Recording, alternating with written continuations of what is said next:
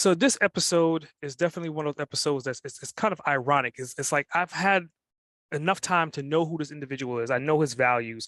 He's given me people that you've already seen me interview, and now we finally have an opportunity to get on the same podcast at the same time. My man Randy.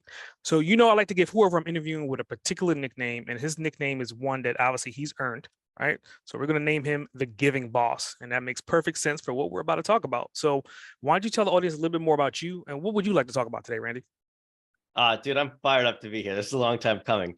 Honestly, what I'd love to just talk about is how people can start thinking bigger and going bigger so they can give bigger. That is my nature. That is everything I believe in, is just how we can use our business principles to grow our businesses while simultaneously giving back and supporting others, which allows us to buy our happiness and create more good in the world and not feel guilty about making unlimited potential revenue.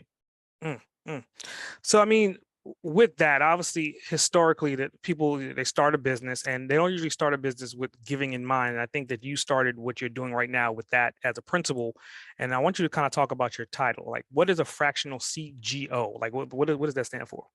Yeah, so I came up with this really cool concept called a fractional chief giving officer. And that stemmed from about 6 months ago. I ran a mastermind and I gave all the principles and keys to people on how they can start adding giving components into their businesses, the messaging, the marketing, how they can do it. I gave them ideas on how they can do it, and I gave them the full blueprints.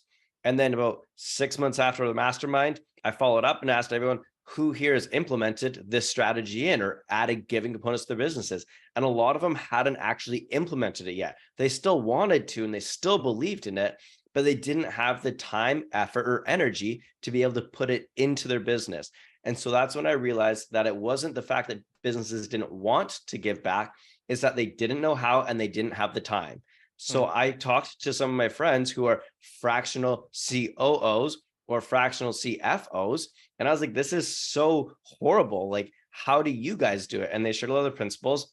And that's when I realized that I could create something this market hasn't seen yet, which is called a fractional chief giving officer, because mm, big corporations get to hire chief giving officers, or they have people on their team to manage their giving initiatives or their outreach or their internal volunteering opportunities. Well, what I've done is made that available. So I basically have coined the kind of term making strategic philanthropy available to all businesses by being a fractional chief giving officer.